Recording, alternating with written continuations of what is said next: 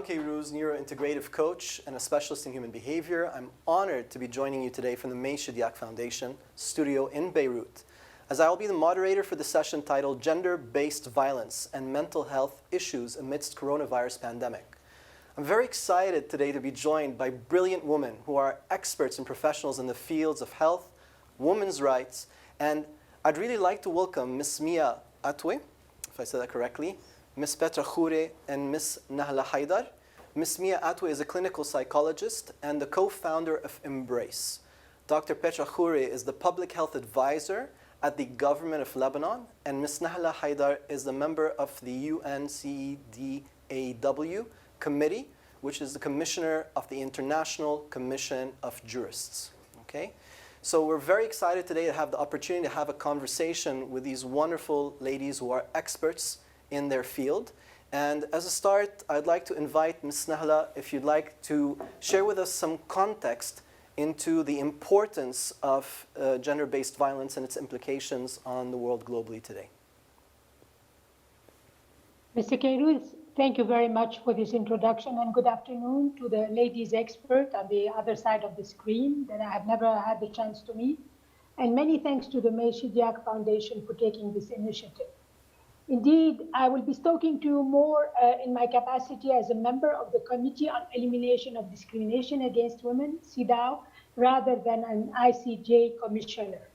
Why so? Because like everybody, we have watched this pandemic for the past now 10, 11 months almost, and we know that it has affected victims regardless of gender, geography, ethnicity, religion, wealth, or any other status. However, because our society has structural inequalities and deep-rooted discrimination, the consequences of this current crisis has impacted women and girls in a disproportionate and much more severe manner.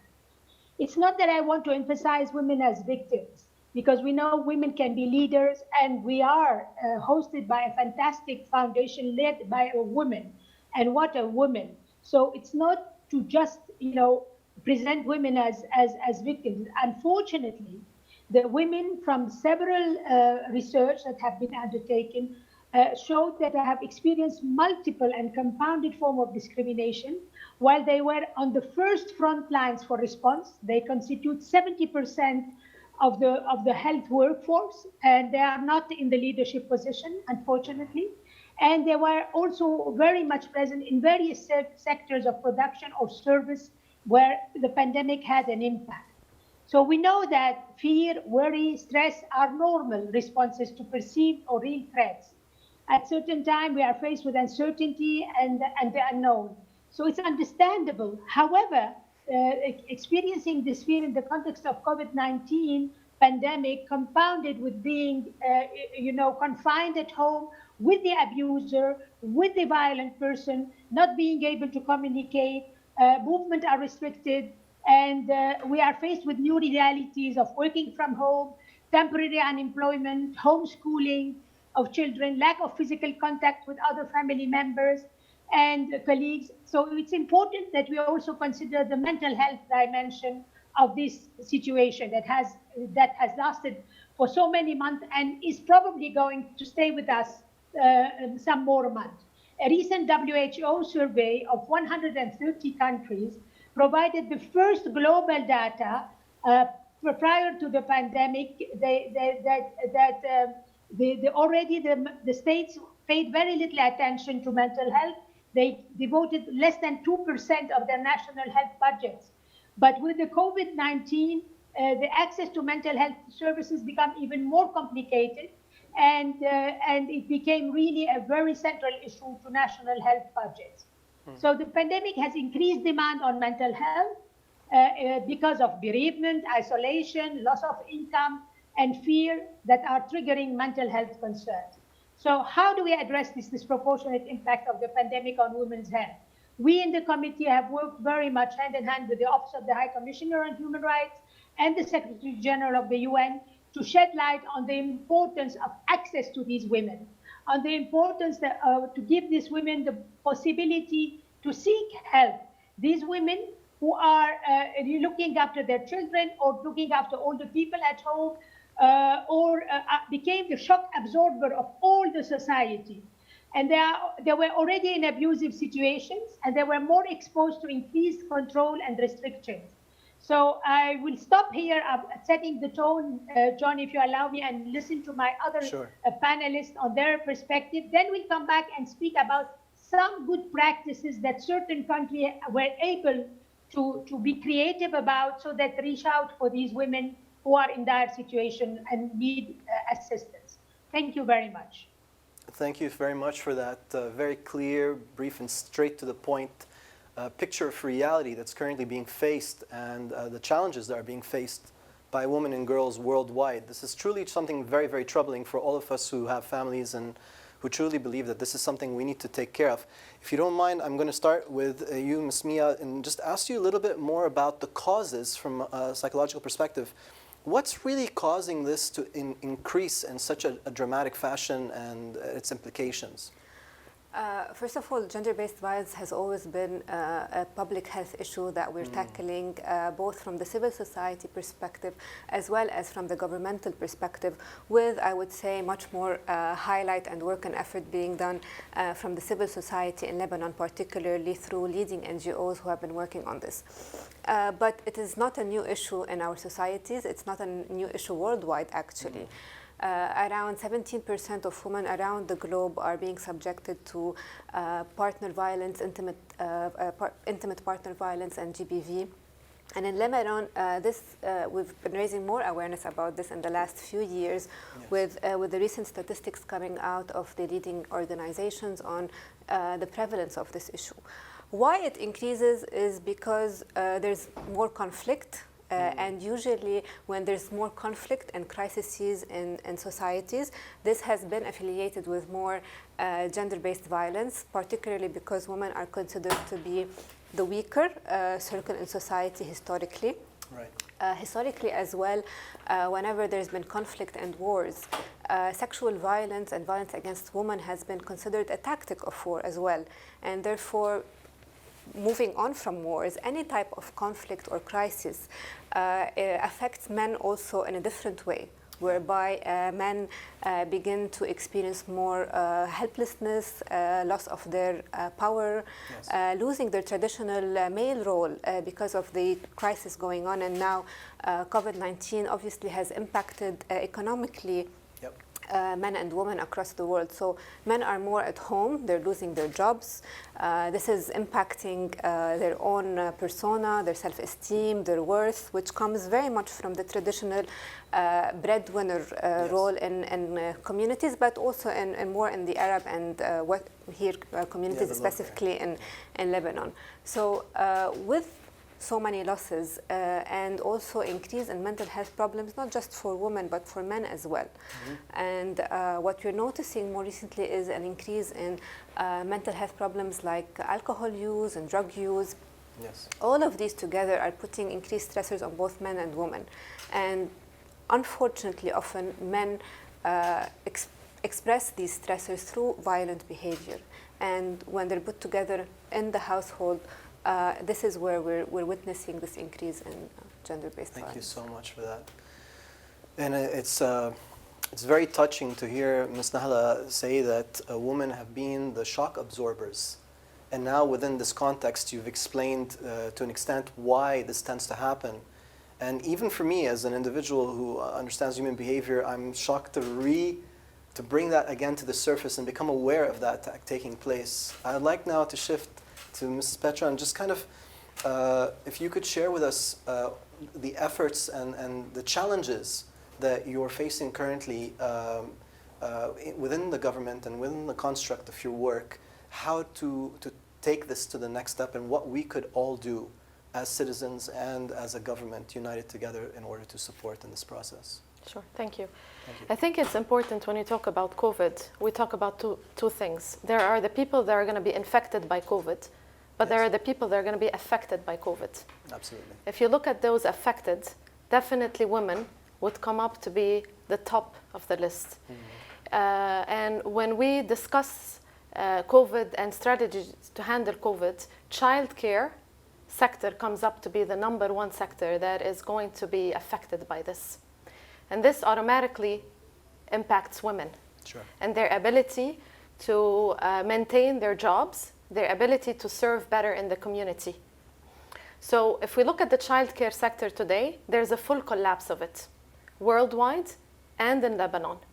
The daycares, the schooling, all of these today are facing big challenges. When you put kids at home, automatically women leave their jobs and go sit at home. If we look at figures, what's happening, take the States, for example. There is 4.5 million slots of childcare that have shut down. Wow. So that is going to be reflected of women either going on unpaid leave or reducing their working hours or even quitting jobs. The estimated revenue loss, income loss from women that have lost their jobs is around 64.5 billion so far, because they've decided to quit their jobs and go sit at home and help their kids or help the elderly that they serve. So we're now talking about moving a decade backwards for all the gains that have women Really achieved over the last decade. Unfortunately, this is what COVID has done so far. And when we talk about putting women at home, it was noticed in France that the first week of lockdown, they had an increase of 30% violence against women at home. Yes. As the first week of lockdown. This is all post-COVID. So definitely when we sit down and write down strategies of what sectors should shut down first or what sectors should open up first or last, childcare comes up to be the number one. If we want to maintain women at the front line of serving our community and society, we have to secure some childcare. If we go into where do women work, Ms. Nahla mentioned healthcare. 80% of our nurses are women. COVID is a healthcare crisis. It's shouldered on healthcare workers. Yes. If we put these 80% women back home, how are we gonna fight COVID? It's really important to look at where these women are now serving. Social service, social workers are women. Most of them are women. Cashier, most of these jobs are women jobs. Yes. So all of these, they have very high risk of also exposure to COVID. Not just that these are essential businesses that we need to maintain during a COVID crisis, but yet also these are businesses that expose women to COVID transmission and them bringing back this virus home. So women today are at a dilemma of what do?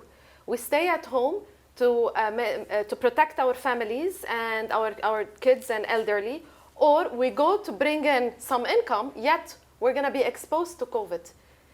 We have today more than 1,200 healthcare workers infected today in Lebanon. Most of them are women. By gender, most of these are women. So I think if we want to talk about COVID in general and what can we do for women in COVID, we definitely have to talk about the sectors that affect women. Like I said, there are in COVID the infected and the affected. Definitely zooming in on the affected issues are important. If we talk about long-term effect, all the women that have lost their jobs or cut down their jobs with the GDP dropping down, most of these jobs are not going to be recovered in the near future. And add to that, if you sit at home more than 6 months and you apply for a new job, they'd rather take someone who has just graduated. So there are long-term effects of what's happening in the job market for women that I think today, now is the time to sit down and really prioritize. And this is what we discuss at the committee, the National Committee, when we discuss what do we want to do. The number one issue that comes up are childcare issues, so that we can maintain the women workforce and not lose that. Thank you for that. That's a lot to take in and a lot of thoughts from you three wonderful experts. Considering I'm a man, I'm kind of at a disadvantage, but to take this back to the seriousness of the topic itself, what responsibilities do we have as a society and as societies? What roles should we be playing as men, women, partners, families, members, leaders, whatever our gender is, in order to really prepare for the side effects of the storm that has already taken place. Ms. Nahla, would you? Yes, if I may. Thank you very much, John. And I want really to appreciate my two colleagues, panelists, for their perspective, which is really extremely interesting because of their respective professional experience. Yes. I want to say personally that one of the major things that we really need to work for, both as civil society, as public service, is to equip women for protecting themselves and their health. Very often, it's on women that the budget cuts for medical aid, for medical equipment, like even though those 80% nurses that you are talking about, Dr. Petra, we have to make sure that they have enough masks, that they have enough gel, that they have enough protective clothes and instruments. When we look at protective clothes, they were designed for men. I'm talking about that internationally. They were not even designed taking into account that 70% of the workforce, health workforce worldwide are women. So all of these gender dimensions are extremely important if we want to protect them from being infected first, so that they can continue to go at work to work, and then we don't deny them the right to go back home. Because in France, for instance, these women who were working in the hospital, they used to go back to hotels because they were not able to be safe for going back for their own children. Another issue, of course, we here in our society, especially in the Middle East and in the South in general, we also care for our elderly. And these are among the most affected. And the one who cares for them are also women. It's the mothers, the daughters, etc. So we have to also find a way where these women are equipped properly to continue to play this role of caring, which is central to their life as mothers, as professionals, and as caretaker. But what we need to address urgently is what Dr. Mia, I think, referred to, is this increase of violence, of intimate partner violence that is really taking place. Also because the men are in mental terms, they are affected and they are losing control. They feel so much, restrained from moving. So they express themselves violently, and very often it's on their women or girls. So these also issue psychosocial support that civil society plays usually very well, especially in our country. Unfortunately, our public sector, and it's not to be critical in any unjustified way, never had the chance. It was like a luxury talking about psychosocial support. But the civil society has done a great job. We have to strengthen their ability to deliver on this front, because this is extremely important. If we want to preserve our society future, we need to do a lot of things now to stop the violence, to deal with the psychosocial impact of it, to allow these women to seek shelter somewhere, because again, many countries had very creative way of doing it. I'm sure you are both aware, Dr. Petra and Dr. Mia. Like, for instance, you go to a pharmacy and you say, I want a red mask, and that means I have been subject to violence, help me. So you are helped. That was applicable in Portugal and in Spain and in some other countries. There were different ways and means. France, for instance, paid 20,000 at the very beginning of the pandemic, nights in hotels, free for women who wanted to run away from their abuser, just to be able then to seek support from the police and the rest. So we are not yet in these scenarios, fortunately, but at the same time, in our society, we don't talk enough. We are not open enough about what we go through. So there's a lot of unsaid, le non-dit, as we say in French. So we need to be also aware that if we don't have statistics, it doesn't mean that we don't have these kind of phenomena, and it's not really, unfortunately, widespread. Thank you. Thank you very much for that.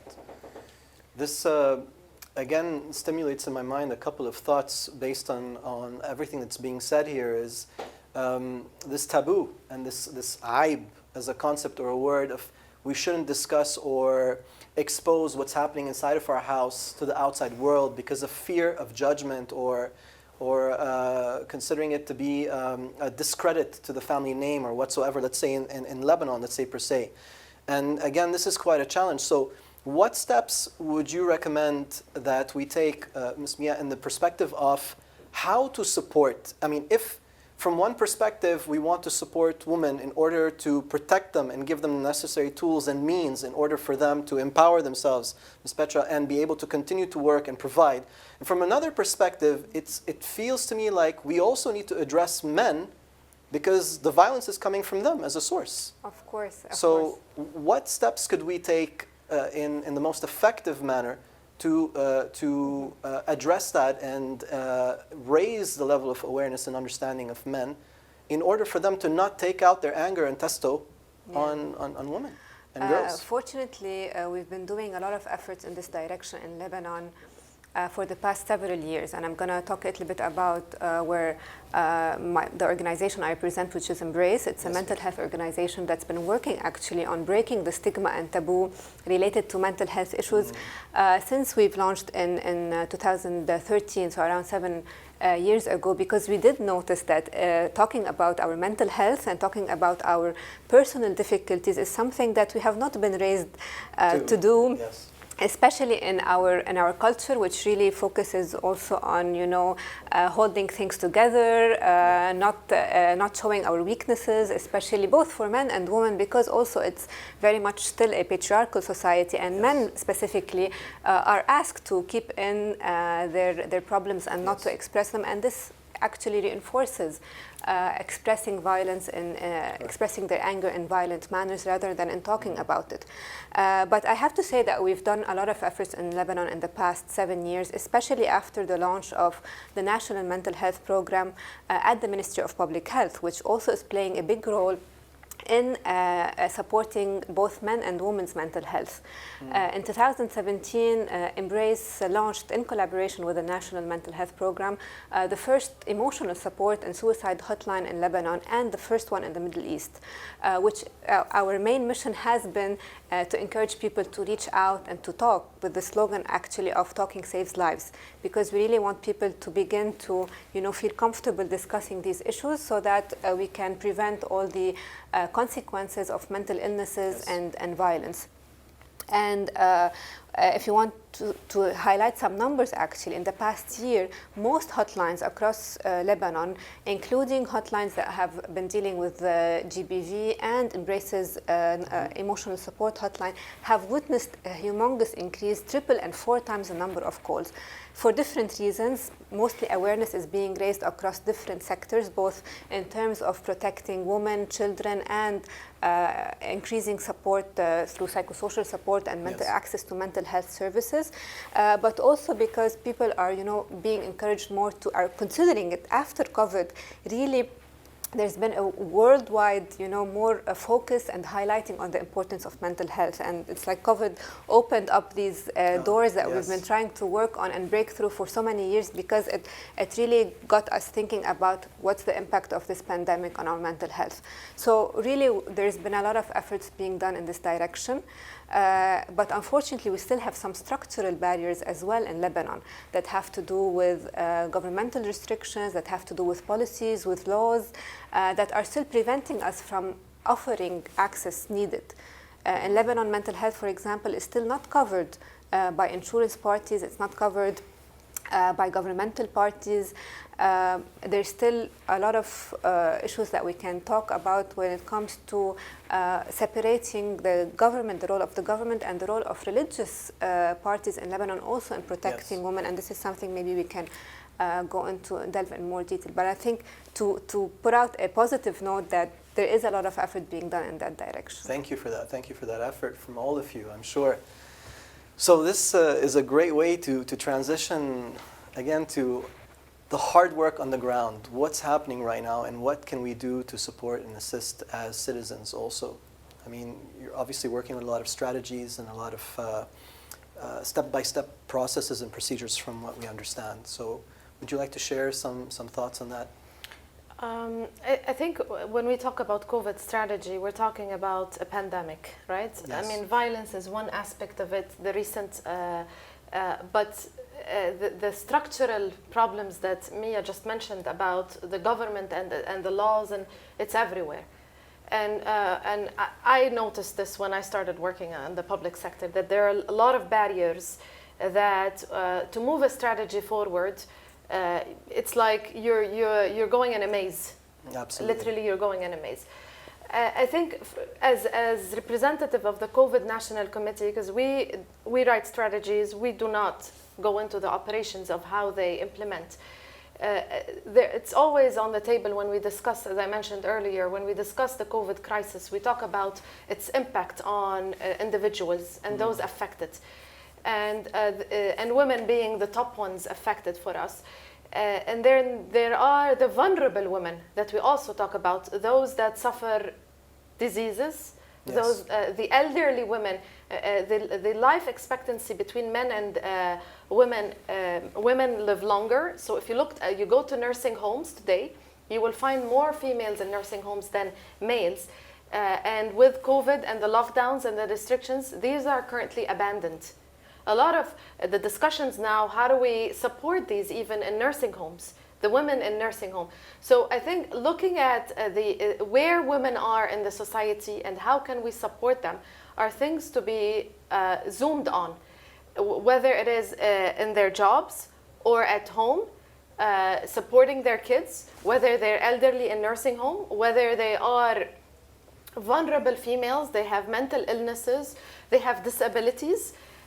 Being the weakest link, and historically the weakest link is usually the one, if you're under normal circumstances, women are at less advantage in our societies. Yes. How about if they have some disabilities or vulnerabilities?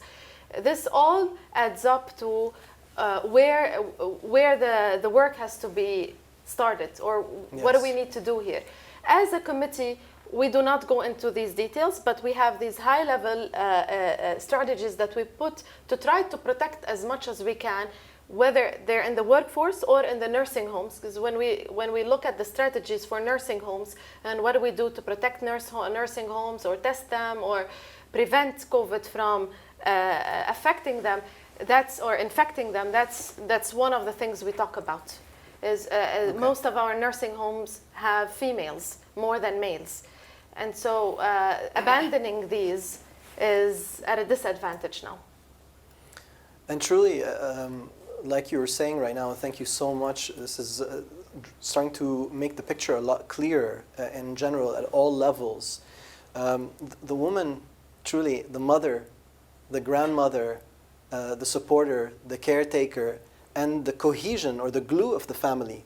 At least that's my personal opinion. I've always found my grandma and my mother to be the glue that brings the family together, is currently at a greatest crisis. So this just raised a question for me: where does the role of a family play in this?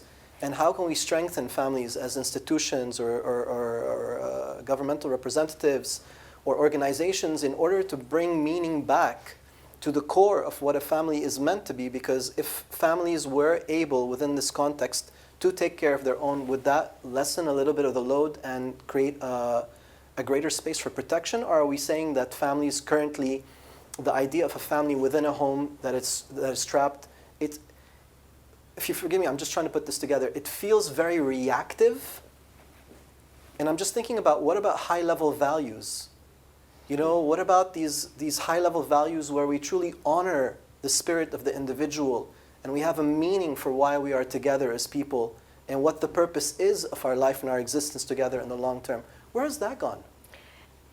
The problem with COVID, it's based on social distancing.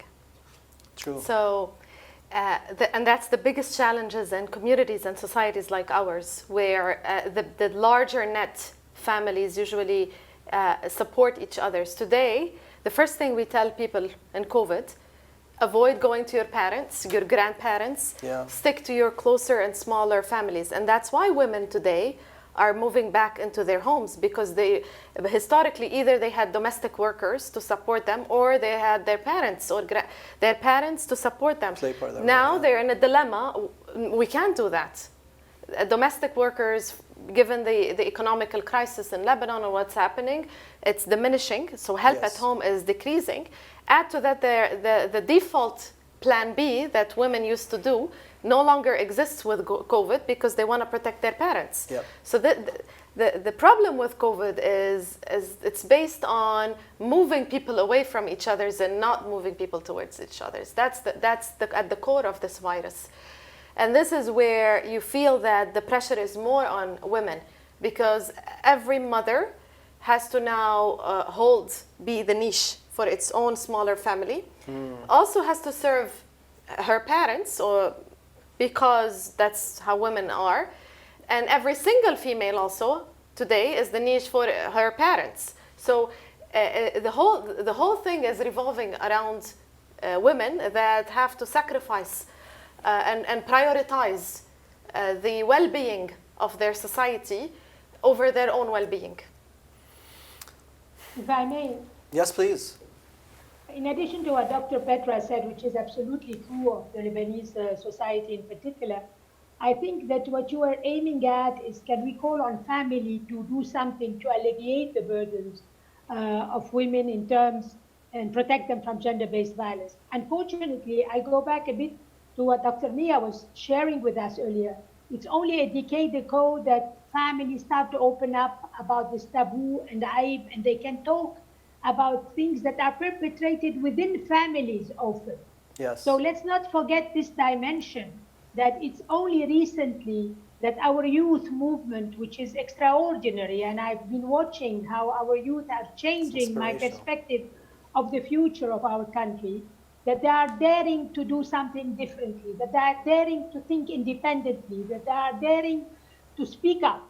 And I think what Dr. Mia has accompanied in the past decade with her NGO and other NGO that I know of their work, like CAFA, like Abad, and many others who work more specifically on gender-based violence and on issue of equality, have helped changing the mentality and attitude. But unfortunately, there's still a long way to go. Yes. And we shouldn't be discouraged. We are getting there. The families are sometimes responsible for not speaking, responsible for keeping these secrets. Even if we are raised in this fantastic bond, women are told, it's okay, it's only your husband, you know, you have to tolerate it. We don't really help them to speak up, to seek assistance. And as also Dr. Mia said, we are not really considering the importance of the role of religious authorities. How can we transform this role to a more empowering role, and how can we reconcile faith with rights? Why do we always make people make a difficult choice? It's either your faith or your rights. This is not true. Faith can also function for your own rights, and this is the essence of spirituality. Yes. So I think there's a lot of work to be done also with these segments of society that do govern the way we interact with each other. That's what I wanted to add. But this is a personal perspective. It's not a CEDAW perspective. It's a Lebanese woman perspective. Which is equally valuable and very welcomed. Thank you. And this got me thinking again, faith, the role of religious organizations, it's especially since it's a fundamental part of our current matrix of our society. Mm-hmm. It's interwoven into and it's within our psyche. There's no way we can say that there's a separation of faith and civilian life in Lebanon, per se. I'm going to speak less because you're all the experts, so I'd just like to know, what else would you like to share and recommend with us? I'm just thinking a little bit of digital. Can we use digital tools in some way, shape, or form to improve, assist, help? Of course.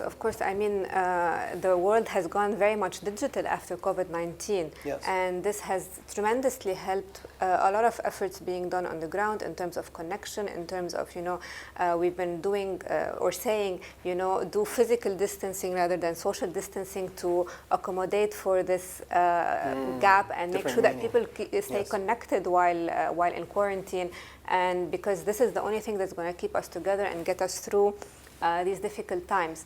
But at the same time, I have to say that going digital has also created more disparities for people and more a lack of access to more vulnerable groups. And this is something that is really quite significant and that we're witnessing both from the educational sector, from the mental health sector. But it is still a tool that we need to use, especially for women who find themselves in danger, because right now, hotlines and the access to mental health services digitally is their only access to inform others that they're in danger, to get the help that they need. And hotlines in Lebanon are well trained, both those by some of the organizations mentioned by Nahla, both Abad and Kafa run hotlines. Yes. Embrace, of course, runs its hotline. And just going back a little bit on that, on the issue of family as well, most calls that we get to the hotline, the reason for the emotional distress is family discord. And this is an issue. While after COVID-19, we're really trying to focus on, how to make the family a more comfortable place, how to encourage family connections, how to, also one of the main things we were talking about during quarantine is the respect of boundaries within the family, so that each person can continue to feel that they have some privacy, some autonomy, even when they're stuck together within the family. And many people this has encouraged a conversation around, getting more together and getting closer in some families, but it also has created more conflict in other families. And we're seeing both perspectives, and the calls to the increased calls to the hotlines really reflect more on the fact that there is a lot of family discord within our households. Which is definitely troubling. And I'm also seeing that in sectors of our society in which women and girls don't have access to digital tools or to proper education or to proper support, such as more of the the mountainous regions or distance regions where they are truly under the absolute mercy of the man in the house. Yeah. This raises some serious concerns there too, because they probably are also suffering greatly without even knowledge that they have access to the ability to even pick up a phone and call. Correct. I worked with Kafa several years ago on a program called Be Your Own Bodyguard, which was meant to create an awareness of preventive defense for women, because we had seen an increase in crime on the road and gentlemen that were, well, no, not gentlemen, but grabbing the handbag and then dragging the woman through a mobilette and so forth. So. And I was shocked to understand how prominent this is taking place in our society. We never hear about it. On the news, what we hear about is numbers, statistics. This many caught COVID, this many died. And then we hear about the forgive me for saying this is my personal opinion, but the melodrama of politicians. But yeah, we never really hear what's going on with all this incredible work that you're all doing. I mean, you're all working behind the scenes to really build an infrastructure that is working on both short-term and long-term effects of these problems. So what else would you like to share with the short time that we have left with your great insight and understanding? If I may? Yes. I just want to tell women that you are an indefinite resource. Don't ever doubt your abilities, and don't ever accept to be only victims. You are going to make the big change. You're the shock absorber, it's true, but you have the ability to turn things differently. And we have a duty, all of us, a collective duty, to continue to empower you to do so. Sometimes crises also have the positive. They give opportunities for change. War have always led to some positive change in terms of women empowerment and moving women agenda. In the West, for instance. Unfortunately, we have not benefited from at the same pace, but we are. I mean, I look today at Dr. Petra, I look at Dr. Mia, I see that young generation of brilliant professional women. This is already in itself a promise of change. We should never give up hope. That's what I would like to say, and we should never accept that our faith is against our rights. This is something that in Lebanon we have to keep repeating every day, that I want to continue to keep my faith, but I know that within my faith, my human rights as a woman are there. They are enshrined, they are there, because God is just. Just don't accept that you are a second-class citizen and continue to effect the positive steps for change. We will get there. Maybe I will not be around to see it, but you will remember me and think that we have walked one step in the right direction. I was very happy to be with the two great ladies and with you, John, and it gave me a sense of, it motivated me even more. I'm starting a new mandate with CEDAW this year for 4 more years. So sometimes I felt maybe we're not going to be able to do any change, and now I'm gaining a little bit more hope. Thank you again. God bless you. If I may say, as a man, I can tell you what you ladies are doing is absolutely inspirational and is incredible, because you're fighting a war with peace. You're healing wounds with love and with care, and that is something for us to think about. And we as men, I can't speak on behalf of all men, but we have a fundamental role to play in this too, by enhancing our emotional intelligence, by increasing our self-awareness, and by waking up our conscience. And to understand, just like you said, Ms. Nahla, that faith and rights are intertwined, and from a perspective, I don't believe they conflict with each other at all. In fact, I believe God, being perfect in the way He's created things, it's my personal opinion, would, in His greatest wisdom, ensure that every person is loved and cared for and honored, and has never asked for us to belittle any person or any part of His creation, from the tiniest creature to the largest person. So it is time for that change. And like you said, the youth have really, really, really done an incredible job. And it always goes back to the guidance of incredible mothers and sisters and role models. So please, by all means, do not hold back. Expand far further, because we are in need of your perspective and your wisdom, truly. Would you like to add some closing words? I think Nahla said a lot about the role of women and where we will see women actually in many years to come as well. But I want to highlight that in Lebanon we really need to see more women in key leadership and decision-making roles, more women in political office, because a lot of the change structurally happens through politics. Yes. And we see a lot of microaggressions happening towards women because we don't have enough women in political bureau. And just this week we've witnessed some political microaggressions through politicians' word, their decisions, how they strategize for the national response. Yeah. And thankfully we have Dr. Petra Khoury as part of the National Committee on COVID response, but we need more women to feel that they can take on this role, because it has been also historically only given to men and seen as a male career, and I think we need to encourage more of that. Yes, definitely. Absolutely. Nahla, did you want to say anything, or I say my closing? I just want to agree with Mia. I'm saying sure. Bravo. Okay, thank you. I actually have a few words to say. The countries that have succeeded in COVID were led by women. The 5 countries that had the best COVID crisis response were led to women. I want to tell all women in Lebanon, while your family is a priority, and I am a mother of 3 kids, your well-being and your success makes them stronger and makes them more successful. I look at my kids and I play a role model for them. Thank you. For me, being at the front line of this crisis and fighting for what is good for my country and my family and my society is what women are. And for me, I always say it.